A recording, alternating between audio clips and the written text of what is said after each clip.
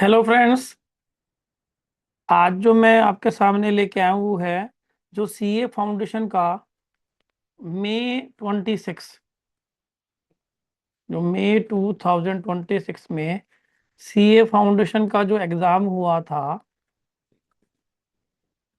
उसके अंदर एक क्वेश्चन आया था डेप्रिसिएशन का। वो हम क्वेश्चन करेंगे।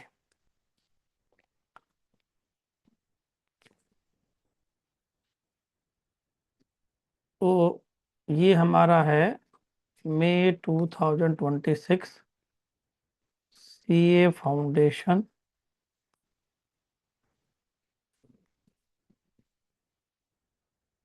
और इसमें हमारा क्वेश्चन नंबर 2A।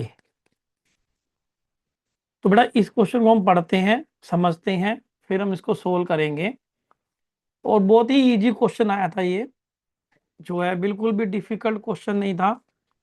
जब क्लासेस में हमने किया था, जो स्टूडेंट ने क्लासेस लिया उनको मालूम होगा कि ये क्वेश्चन इसी तरह क्वेश्चन हमने किया हुआ है।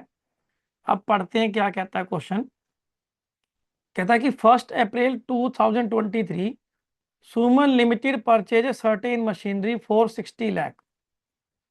और 60 लाख की परचेज मशीनरी परचेज की इन्होंने एक तो। फिर अक्टूबर 23 में आ गया, यहाँ पे 23 था और यहाँ पे 25 में बात कर रहा है।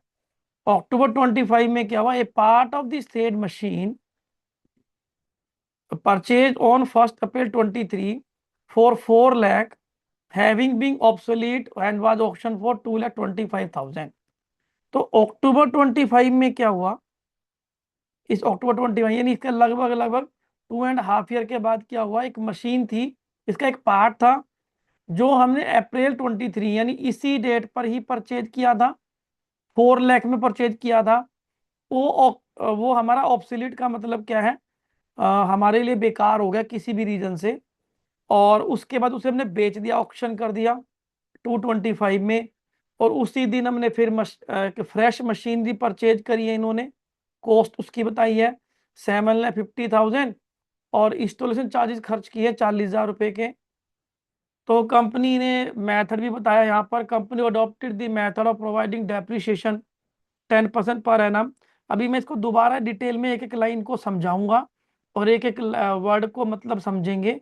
अभी मैं ओवरव्यू ले रहा हूँ बस क्वेश्चन का, कि डब्ल्यूडीबी मेथड यूज किया इन्होंने। और हमें यहाँ पे 3 अकाउंट बनाने हैं। एक मशीनरी अकाउंट है, एक प्रोविजन फॉर डेप्रिसिएशन अकाउंट बनाना है, और एक मशीनरी डिस्पोजल अकाउंट बनाना है। नॉर्मली जो है मशीनरी अकाउंट बनाना आता है पेपर में, लेकिन इस बार हमारे प्रोविजन फॉर डेप्रिसिएशन अकाउंट भी आया, मशीनरी डिस्पोजल अकाउंट भी आया, और वो भी हमें 3 सालों का बनाना है। तो बेटा इसमें ना क्या होता है, डेप्रिसिएशन के जो चैप्टर होता है उसमें ना हमारी अलग अलग डेट्स पर, कभी परचेज, कभी सेल, कभी ईयर एंड हो रहा है, और मल्टीपल ईयर का काम करवाता है। तो ऐसे केस में क्या होता है कि आप सीधा क्वेश्चन पढ़कर आप सीधा क्वेश्चन के फ्लो के हिसाब से आंसर करोगे तो आपकी उतनी अच्छी एक्यूरेसी नहीं आएगी। ऐसे क्वेश्चन को हैंडल करने के लिए हमें पहले टाइमलाइन बनानी चाहिए कि हमें कब से लेके कब तक क्वेश्चन का डेटा दिया हुआ है। यहाँ पर दो चीजें हो सकती हैं कि क्वेश्चन की रिक्वायरमेंट तो 3 साल की है, लेकिन जरूरी नहीं है कि आप 3 साल की रिक्वायरमेंट हमेशा आएगी। कभी सिर्फ 26 के रिकॉर्ड पूछ सकता है, कभी 25 का रिकॉर्ड पूछ सकता है, कभी 24 का भी पूछ सकता है। और इस बार तीनों पूछे हैं। तो आपने जो टाइम जो क्वेश्चन में जो डेटा दिया होता है आपने उसके हिसाब से टाइमलाइन बनानी है। तो इसमें हम पहले रिक्वायरमेंट के लिए अकाउंट भी बना सकते हैं और पहले वर्किंग नोट भी बना सकते हैं। जो मैं सिखाता हूँ उसमें पहले मैं वर्किंग नोट बनाना सिखाता हूँ। जब आप एक बार वर्किंग नोट बना लेते हैं तो उसके बाद जो है आपको को अकाउंट बनाने में बिल्कुल परेशानी नहीं आती, और हम जल्दी ही अकाउंट बना लेंगे उसके। तो वर्किंग नोट को यदि हमने अच्छे से समझ लिया तो उसके बाद हमारा सब कुछ काम आसान हो जाएगा।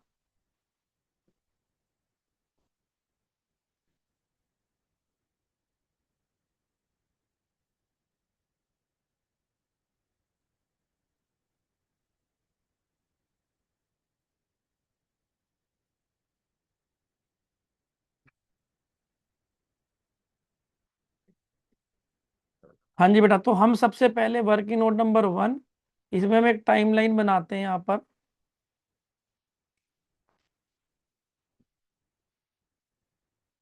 जो इन्होंने हमें दी है। तो हम स्टार्ट कर, देखो 2023 से स्टार्ट कर रहे हैं, 23 से 26 तक की टाइमलाइन बनाएंगे। तो 24 फर्स्ट एक साल, दूसरा साल 25, तीसरा साल 26 में एंड होगा। तो इस लाइन को मैं 3 पार्ट में डिवाइड कर रहा हूँ अंडरस्टैंडिंग के लिए। ये हमारी होगी 1/4/23, और ये मेरी 31 मार्च 24, 31 मार्च 25, 31 मार्च 26। अब यहाँ पे कह रहा है कि 1 अप्रैल 23 को हमने एक मशीनरी परचेज करी 60 लाख रुपीज में। मतलब जब परचेज करी तो उसका मतलब ये अपने आप में खुद ही कॉस्ट है। परचेज का मतलब होता है कि हमने बाई किया तो कॉस्ट है। हमें मशीनरी की कॉस्ट ही चाहिए होती है अडेप्शन लगाने के लिए और अकाउंटिंग करने के लिए। वो 60 लाख बताई, और इसका एक पार्ट इन्होंने अक्टूबर में बेच दिया। तो बेटा एक पार्ट बेचा, पूरी मशीनरी नहीं बेची।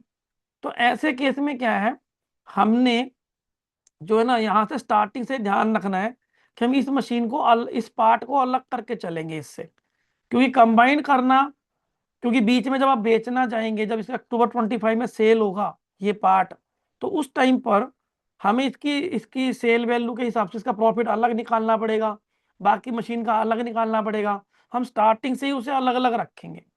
तो यानी यहाँ पे कहने का मतलब है, जब हमने परचेज की थी तो 2 पार्ट है इसके, एक जो हमने बीच में बेचा है और एक जो पार्ट हमने नहीं बेचा है। तो यहाँ पर देखते हैं, तो अक्टूबर 25 तक तो जो है ना सब कुछ सही रहा। यानी जो मशीनरी हमने यहाँ बाई की थी 60 लाख की, अक्टूबर 25 देखते हैं तो कहाँ आता है। अक्टूबर 25 आएगा इस यहाँ पर, मार्च 25 के बाद यहाँ आएगा 1/10/25, सॉरी 25। तो 25 यहाँ आएगा। तो यहाँ पर हमने एक पार्ट जो है सेल किया। तो इसका मतलब यहाँ पे एक पार्ट था जो यहाँ से लेकर हमने इस डेट से लेके इस डेट तक उसे हमने क्या करा है, यूज किया है। क्लियर। तो यहाँ पे हमने इसे सोल्ड कर दिया। जो सोल्ड की वैल्यू बताई है इसने, बताई है 2,25,000 की, और ये हमने यहाँ पे बाई किया था 4 लाख का। ठीक है। तो मतलब टोटल 60 लाख परचेज किया अक्टूबर में एक पार्ट जो मशीनरी का, परचेज ऑन अप्रैल 23 4 लाख। तो वो ये कहना चाह रहा है कि 4 लाख में बेचा नहीं है बेटा, परचेज ऑन 1 अप्रैल 4 लाख। 1 अप्रैल 23 में 4 लाख में ये परचेज हुई थी, यानी 4 लाख इसकी ओरिजिनल कॉस्ट है। उसको हमने बेचा 1 अक्टूबर को है, जो हमारी ऑब्सोलीट हो गई। और ऑक्शन का मतलब होता है सेल करना। 2,25,000 में बेच दिया, तो वो हमें यहाँ पर दिया 225 हमने लिख दिया। अब यानी 60 में से ये 4 लाख की मशीन को हम माइनस कर कर, जो दूसरी बची हुई मशीन है बेटा, वो शुरू से आखिरी तक हमारी यूज हुई है, वो नहीं बेची हमने। हालांकि मैं आगे क्वेश्चन पढ़ना पड़ेगा इसके लिए। अब लिखा है on the same day a fresh machinery was acquired at a cost of 7,50,000। तो बेटा इसी सेम डे का मतलब है इसी दिन, जिस दिन ये अक्टूबर की बात कर रहा है, जब हमने इसको बेचा उसी दिन ही हमने एक नई मशीनरी 750,000 में परचेज करी, और उस पर इंस्टॉलेशन एक्सपेंसेस भी इनकर्ड किया 40,000 के। अब क्योंकि जब हम कोई मशीन एक्वायर करते हैं तो उस पर इंस्टॉलेशन जो एक्सपेंसेस इनकर्ड किए जाते हैं वो उसी टाइम कैपिटलाइज कर देते हैं। ठीक है, इसी दिन हमने खर्च कर दिया। तो बेटा इस दिन हमारी कॉस्ट जो है वो 7,90,000 हो जाएगी, दोनों ये कॉस्ट इसमें कैपिटलाइज हो जाएगी। तो सेम डे का मतलब है इसी दिन हमने एक नई मशीनरी परचेज करी, यहाँ पे परचेज की 7,90,000 की, और वो यहां से यूज होनी स्टार्ट हुई है हमारी। और कंपनी ने WDV मेथड बताया है यूज करना है। Company has adopted the method of providing depreciation eight 10% per annum, और WDV बेसिस पर लगा रहे हैं। You are required to prepare machinery account, एक तो ये बनाना है, प्रोविजन फॉर डेप्शन अकाउंट बनाना है, और मशीनरी डिस्पोजल अकाउंट बनाना है। In the books of Suman limited for the period 1 April से लेकर 31 मार्च 26 तक का बनाना है, 23 से लेकर। यानी जो हमारी डेटा दिया है ना जितने सालों का, उतने सालों का ये हमें अकाउंट भी बनाना है। तो यानी 31 मार्च तक ये मशीन यूज हुई है, और ये वाली जो मशीन है दूसरी वाली, ये भी यहाँ तक यूज हुई है। अब ये मशीन है कितने की, टोटल 60 लाख की मशीन परचेज की थी, उसमें से 4 लाख का एक पार्ट था, तो यहाँ जो बची वो 56 लाख की बची। हमने इस मशीन के 2 पार्ट कर दिए। तो देखा जाए तो हमारी मशीन के 3 पार्ट हैं, इसको हमने M1 का नाम दे देते हैं, ये M2 हो गया और ये M3 हो गया जो हमने यहाँ खरीदा। और ये मशीन यहाँ पे स्टार्ट की थी और यहाँ पे बेच दी, ये यहाँ से स्टार्ट की और यहाँ तक चली, अभी ईयर एंड हो गया। ये मशीन यहाँ से स्टार्ट की थी, हमने परचेज की थी, ठीक है ना, और यहाँ तक ये काम किया इसका। अब इस बेसिस पर हम इसका, ये तो टाइमलाइन इसलिए बनाई जाती है कि हमें आइडिया रहे कि कब कौन सी मशीन आई और गई, कब बेचा और कब अकाउंटिंग ईयर एंड हुआ, इससे आपकी एक्यूरेसी ज़्यादा आएगी एग्जाम में। अब हम वर्किंग नोट बनाएंगे जिसमें हम मशीन की सारी वैल्यूज निकालते हैं। तो इसमें आप जितनी भी मशीन होती है उतने कॉलम बनाएंगे पर्टिकुलर के अलावा। यहाँ 3 पार्ट हैं हमारे, तो हम 3 कॉलम बनाएंगे। बट ये फॉर्मेट जरूरी नहीं है कि आप ऐसे ही फॉलो करोगे, आपने दूसरे तरीके से पढ़ाई करी है तो वो भी कर सकते हो। बट मेरा जो एक्सपीरियंस है उसमें रहा कि स्टूडेंट की एक्यूरेसी इसमें ज़्यादा अच्छी आती है। दूसरे तरीके से क्या होता है, आपके मार्क्स जो है कम हो जाते हैं, गलतियां ज़्यादा होती हैं, इसमें गलतियों के चांसेस कम होते हैं, इसलिए मैं इस तरीके को प्रेफर करता हूँ। तो M1 M2 M3 जो है वो हमने 3 मशीन का 3 कॉलम बना दिए और यहाँ पर हम उनकी सारी वर्किंग करने वाले हैं एक साथ। आपने जो वर्किंग करनी है वो टाइमलाइन के हिसाब से करेंगे हम। तो 1 अप्रैल को हमने 2 मशीनें 2 पार्ट खरीदे हुए हैं, तो उनकी हम कॉस्ट लिखेंगे सबसे पहले। कॉस्ट ऑन 1 अप्रैल 23, ठीक है। ये जो कॉस्ट है, पहले जो हमने पार्ट है एक लिया है वो है 4 लाख का, और दूसरा जो पार्ट है वो है 56 लाख का। क्लियर? क्योंकि हमने पहले ही 60 लाख की मशीन को स्टार्टिंग से ही 2 पार्ट में बना लिया, ताकि ये बीच में जब बेचे ना तो इसका हम हिसाब अलग कर पाए, और जो ये कंटिन्यू हो रही है इसका हम हिसाब अलग कर पाए। मिला के करेंगे तो आगे जाके हमें मुश्किल आ जाती है और गलतियां होने की संभावना बढ़ जाती है। अब इसके अलावा बेटा इस साल में ना तो कोई ऐड हुआ मशीन में, ना कोई सेल हुआ, बस हम सीधा ईयर एंड में यहाँ पहुंच जाएंगे और इन दोनों पार्ट पर हम क्या लगाएंगे, डेप्रिसिएशन लगाएंगे इस साल का। तो माइनस करेंगे हम डेप्रिसिएशन @ 10%, तो फुल ईयर का 4 लाख पे जो बनेगा, तो 4 लाख इंटू 10% करते हो आप, तो आपका आएगा 40,000। तो 40,000 का डेप्रिसिएशन इसका पहले साल का बनेगा, और इसका माइनस करने के बाद जो वैल्यू आती है वो हो जाएगी 3,60,000। ये बनेगी हमारी बुक वैल्यू ऑन 31 मार्च 24। इसी तरह इसका 56 लाख का, क्योंकि सेम डेट पे ही सारा काम कर रहे हैं, इंटू 10%, तो यहाँ पे आता है 5,60,000, और ये माइनस करने के बाद यहाँ आता है 50,40,000। तो बेटा ये 1 साल के बाद की वैल्यू, भी थर्ड मशीनरी अभी आई नहीं है, उसके बारे में कुछ नहीं सोचना अभी। अब हमें ना इस क्वेश्चन, बार बार क्वेश्चन को तरफ देखने की जरूरत नहीं है, एक बार हमने टाइमलाइन बना ली तो क्वेश्चन से ही, इस लाइन से ही सब कुछ हो जाएगा। अब हम नेक्स्ट ईयर पे आए 25 पर, तो 25 में भी देखते हैं तो यहाँ पे कुछ भी ना परचेज है ना सेल है, तो फिर हमने सीधा क्या लगाना यहाँ पर, डेप्रीशिएशन @ 10%, तो यहाँ पे बनेगा बेटा 36,000, और यहाँ पे एक जीरो कम करके 504,000, और ये माइनस करने के बाद जो आती है ये भी बुक वैल्यू होगी, बुक्स वैल्यू ऑन 31 मार्च 25 को बुक्स ऑफ अकाउंट्स में ये हमारी वैल्यू बनेगी।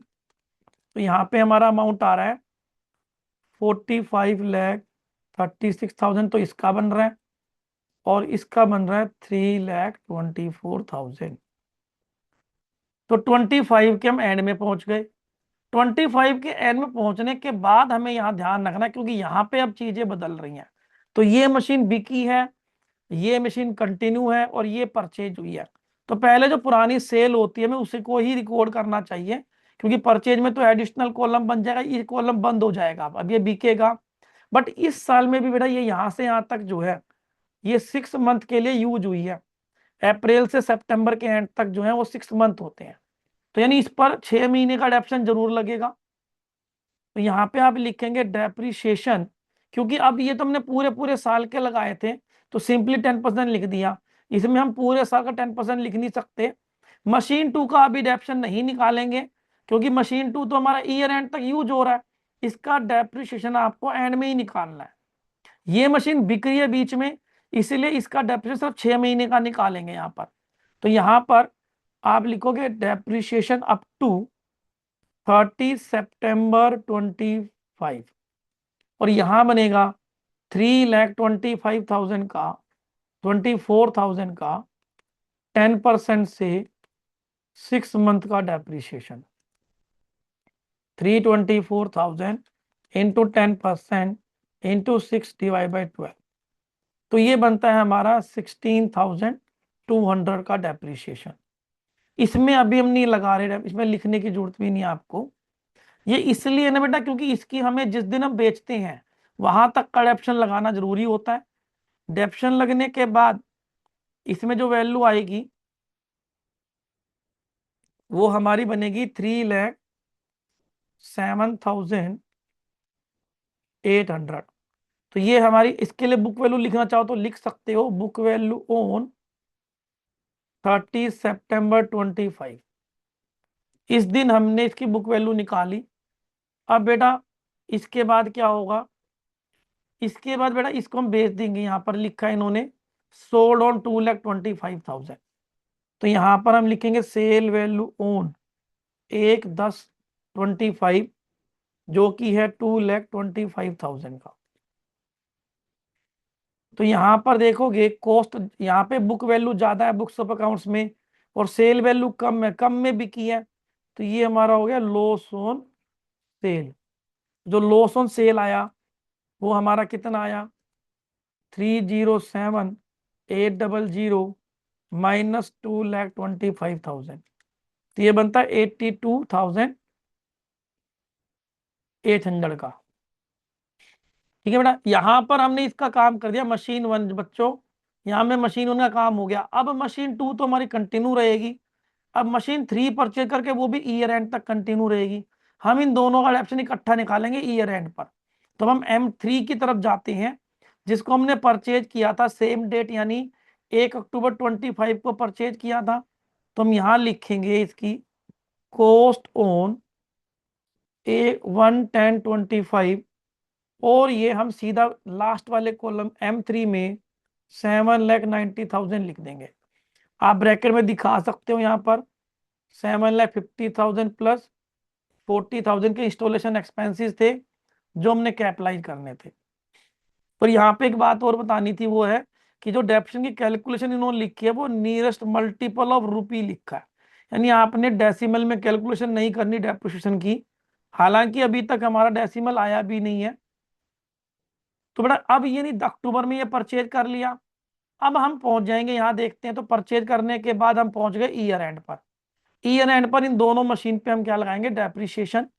ये वाली मशीन पर हम लगाएंगे अक्टूबर से लेके मार्च तक, यानी 6 महीने का।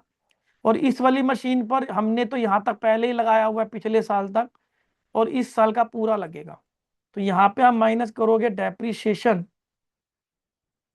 ठीक है, अप टू 31 मार्च 26 तक डेप्रिसिएशन। इस कॉलम में अब आप कुछ नहीं करेंगे, ये इग्नोर कर देना आपने, क्योंकि ये मशीन बिक चुकी है। इस मशीन पे पूरे साल का 10% जो लगेगा 453600, ये डेप्शन चार्ज होगा। बट 7,90,000 वाली मशीन पर आपको 6 मंथ का डेप्शन लगाना है, क्योंकि ये हमने सिर्फ 6 महीने तक यूज किया। तो यहाँ पे लगेगा 39,500। इसके बाद बेटा यहाँ पर दोनों की वैल्यू घटाने के बाद हमारी यहाँ पे क्वेश्चन भी खत्म हो गया, टाइमलाइन भी खत्म हो गई। बुक वैल्यू ऑन 31 मार्च 26, तो यहाँ पर हमारा कितना आता है, इसमें से जब ये माइनस करते हैं तो ये बुक वैल्यू आ रही है हमारी 4082400। और ये वैल्यू आ रही है 750,500। एक बार और निकाल के देख लेते हैं। 790,000 माइनस 39,500, तो 750,500। और ये तो है ही सीधी 453,600 इंटू 10%, माइनस किया 453,600, तो आया 408,2400। मतलब ये वर्किंग आपने एक बार बना ली ना, इसके बाद अकाउंट बनाने में बिल्कुल भी टाइम नहीं लगेगा। अब देखो हम अकाउंट कैसे बनाएंगे। अब तो हमारे वर्किंग नोट बन रहे थे, अब यहाँ लिखेंगे हम रिक्वायरमेंट, जो एग्जाम में क्वेश्चन की रिक्वायरमेंट है वो। अब रिक्वायरमेंट तीन है, तीनों सालों का मशीनरी अकाउंट बनाना है, प्रोविजन फॉर डेप्शन अकाउंट बनाना है और डिस्पोजल अकाउंट बनाना है। तो मशीनरी अकाउंट में जब आप प्रोविजन फॉर डेप्शन अकाउंट बनाते हो, तो मशीनरी अकाउंट जो बनाएंगे, हमें 3 साल का मशीनरी अकाउंट बनाना है, तो आपने उसी हिसाब से लेंथ छोड़नी है, ज़्यादा जरूरत नहीं पड़ेगी। मतलब आप लगभग लगभग 8 से 10 लाइन छोड़ सकते हैं 3 साल के लिए। ये कितनी लाइन छोड़नी चाहिए तो एक्सपीरियंस से ही आती है। इस तरह से आप मशीनरी अकाउंट बनाओगे। डेट वाला कॉलम बना सकते हैं, ठीक है, बस बिना कॉलम के भी आप डेट लिखोगे तो इससे कोई ज़्यादा बड़ा इम्पैक्ट नहीं आता। प्रोविजन फॉर डेप्शन अकाउंट बनाएंगे हम दूसरा।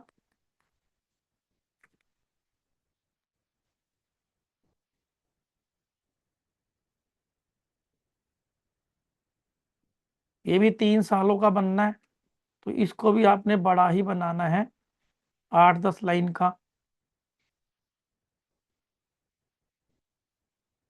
और मार्जिन भी रखना अपना।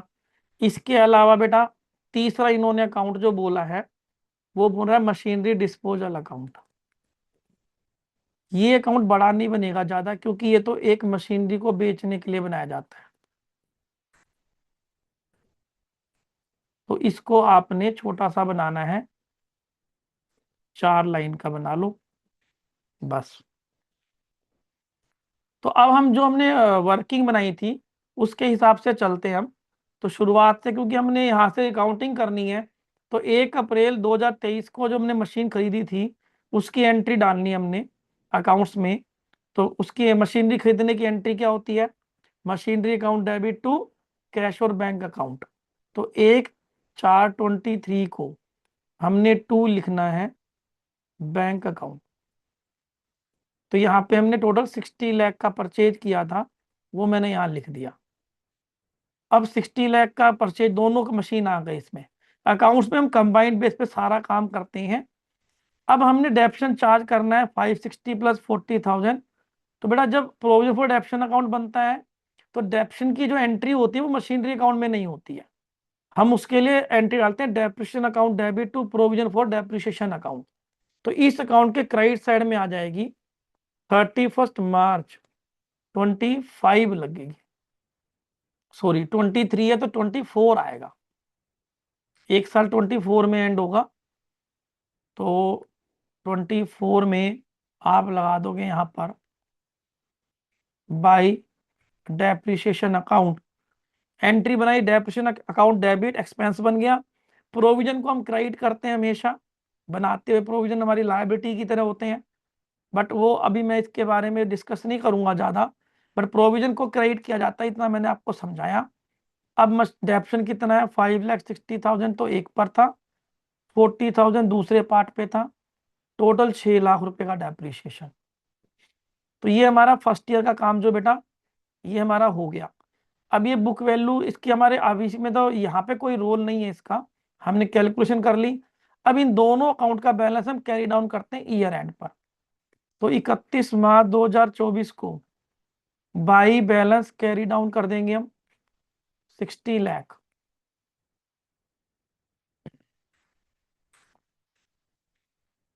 तो 60 लाख का अमाउंट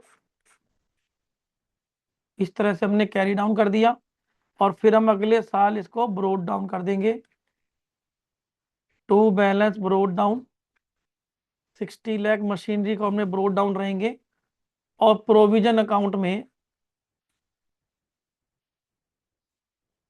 देखो बेटा यहाँ पे ये ध्यान रखना है कि डेप्रिसिएशन जो है ना वो मशीनरी अकाउंट में नहीं डलता है, और होपफुली आप लोगों ने इस चीज को सीखा हो। ठीक है, 31 मार्च 2024 को टू बैलेंस कैरी डाउन। मेरा पर्पज बेटा इतना ही, सॉरी कैरी डाउन, हाँ ये ठीक है। 1/4/2025, ये भी गलत हो गई डेट। 31 मार्च 2025 को कैरी डाउन करेंगे, और यहाँ पर उसको हम ब्रोड डाउन कर देंगे 6 लाख रुपीज का अमाउंट। ठीक है, मेरा पर्पज बेटा इतना है कि क्वेश्चन को मैं एक रीजनेबल कॉन्सेप्ट के साथ आपको पढ़ा पाऊँ। हालांकि सारे कॉन्सेप्ट पॉसिबल नहीं है बताना, क्योंकि इसके कॉन्सेप्ट अलग होते हैं जो डिस्कस किए जाते हैं क्लास में। यहाँ पे पर्पज है कि आपको जो रीजनेबल कंसेप्ट के साथ हम क्वेश्चन को पूरा सोल्व करवा दें, ताकि आपको समझ में आ जाए कि क्वेश्चन कैसे सोल्व करना है एग्जाम में। तो ये हमारा जो है डेप्शन हमारा फर्स्ट ईयर का डला, और हमने उसको कैरी डाउन कर दिया, ब्रोड डाउन कर दिया, यहाँ पर भी हो गया। तो इससे आप देखोगे ना, इस मशीनरी के अकाउंट में वैल्यू 60 लाख है, और यहाँ पे 6 लाख की वैल्यू है। नेक्स्ट ईयर में पहुंच जाते हैं। नेक्स्ट ईयर में फिर हमें डेप्शन चार्ज करना है, बस सिंपली 36,000 इस पर और 5,04,000 यहाँ पर। तो कंबाइंड डेप्रिसिएशन जो है वो हम ईयर एंड पे फिर लगाएंगे यहाँ पर 31 मार्च 20, ये मैंने डेट गलत लिखी है, यहाँ पे भी 24 आएगी, ये भी 24 आएगी,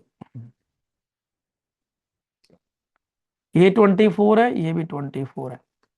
क्योंकि 24 मार्च का पिछला साल एंड हुआ था, 23 से स्टार्ट हुआ था, 24 को एंड हो रहा है फर्स्ट ईयर, इसीलिए हमने यहाँ पर ये डेट लिखी।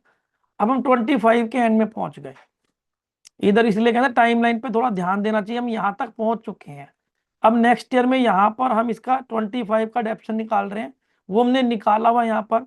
बस इनको बस कंबाइन करके आपने एंट्री डालनी है यहाँ पर बाई डेप्रिसिएशन अकाउंट, और जो वैल्यू है वो है 36,000 एंड 5,04,000। तो मिला के बनती है ये 5,40,000 का डेप्रिसिएशन। तो डेप्शन अकाउंट अलग बनता है, वो इसने हमें पूछा नहीं है इसलिए हम बना नहीं रहे उसको, वो बनाना जरूरी नहीं है आपके लिए।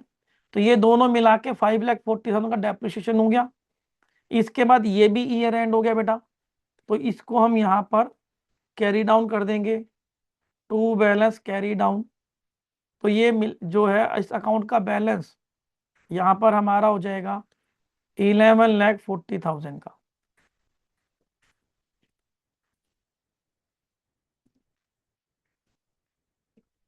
और ये 1/4/25 को बाई बैलेंस ब्रोड डाउन 11,40,000 का बैलेंस हमने ब्रोड डाउन कर लिया।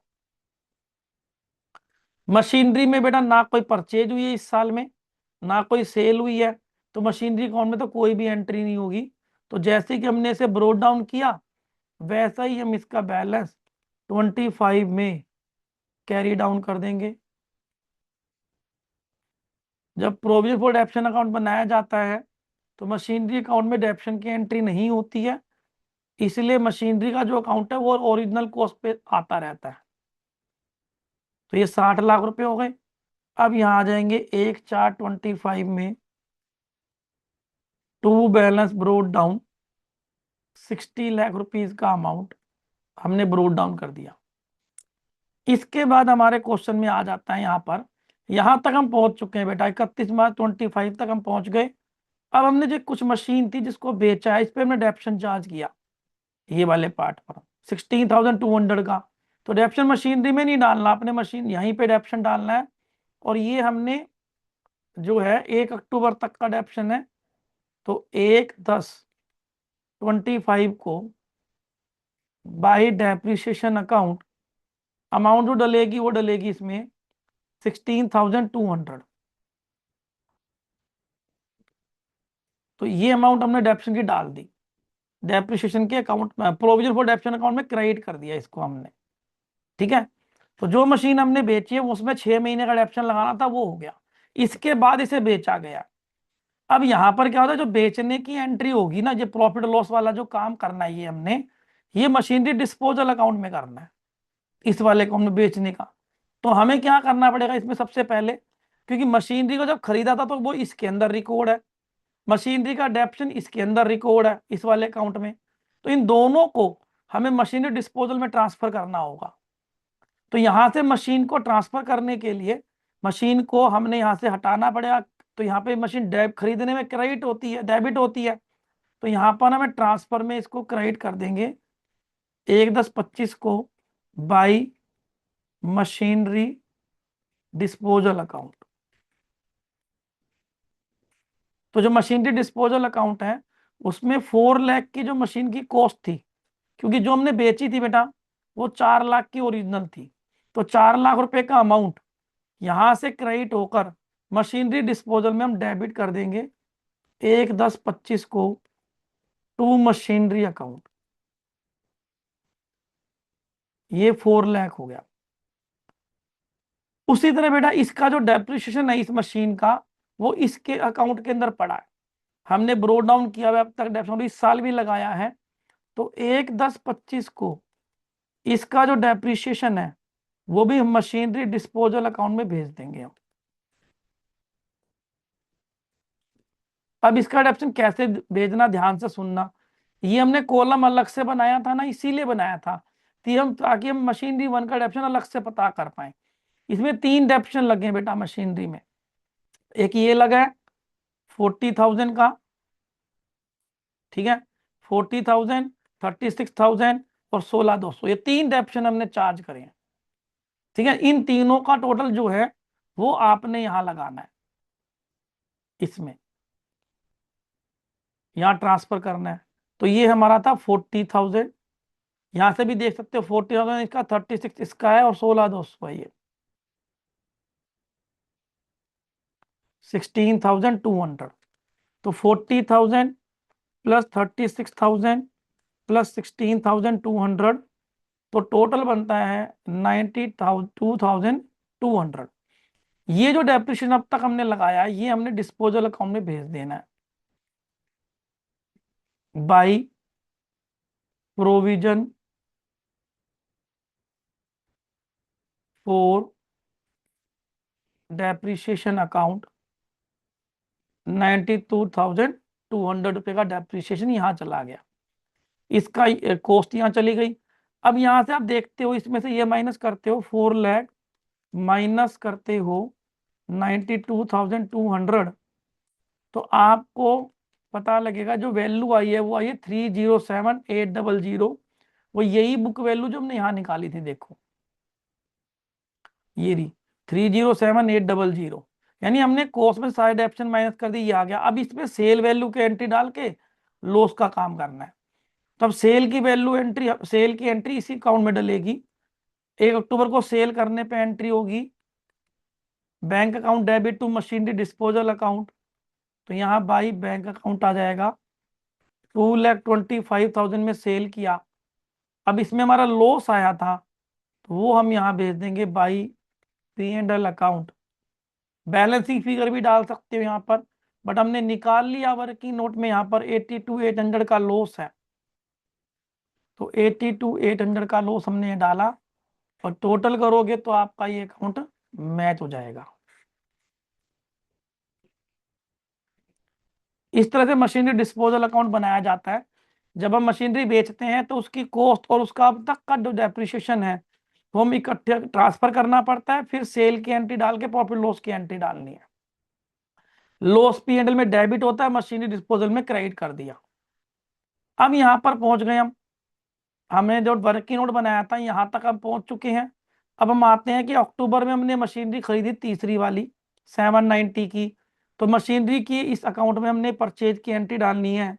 तो 1/10/25 को टू बैंक अकाउंट 7,90,000 का अमाउंट रिकॉर्ड कर दिया, परचेज कर दिया, ये हो गया। अब इसके दोनों के डेप्शन रिकॉर्ड करने हैं, वो हमने इस अकाउंट में नहीं करने, तो 31 मार्च को इसका जो है बैलेंस कैरी डाउन कर देंगे। तो ये 67,90,000 और यहाँ पे आ जाएगा टोटल में 67,90,000 -4 लाख, क्योंकि 4 लाख वाला जो पार्ट था वो हमने सेल कर दिया। 63,90,000 इसका बैलेंस बच गया। अब डेप्शन की एंट्री हम इस अकाउंट में डालेंगे, प्रोविजन फॉर डेप्रिसिएशन अकाउंट में। तो यहाँ पर हम 31 मार्च 26 पर पहुंच गए हैं। 31 मार्च 26 को इन दोनों का डेप्शन डलेगा, तो 453,600, 39,500, टोटल बनता है 493,100। तो वो बेटा हम यहाँ पे डाल देंगे बच्चों, बाई डेप्रिसिएशन अकाउंट 493,100। तो ये डेप्शन रिकॉर्ड करने के बाद अब जो है इस अकाउंट का बैलेंस निकाल लेंगे हम।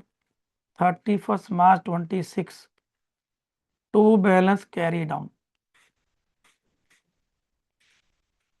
इसका ध्यान से बैलेंस निकालना है।